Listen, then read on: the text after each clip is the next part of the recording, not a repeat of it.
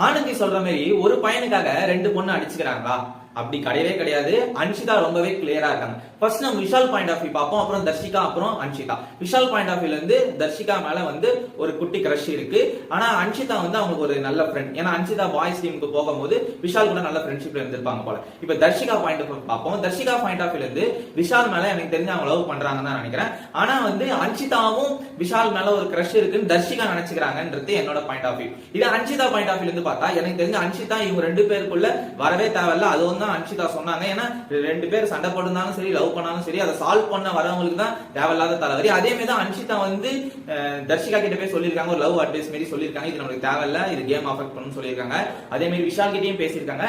அதை தர்ஷிகா தேவையில்லாம வேற மாதிரி புரிஞ்சுக்கிட்டாங்க தான் நினைக்கிறேன். அதனால அன்ஷிதா அஃபெக்ட் ஆயிருக்காங்க. இது ரொம்ப ரொம்ப ஒரு கரெக்டான விஷயம் தான். இந்த டைம்ல இருந்தே இதை பிரேக் பண்ணி அன்ஷிதா விலகி அவங்க ரெண்டு பேருக்கான டிசிஷனை அவங்க பர்சனலா எடுக்க விட்டுறணும்.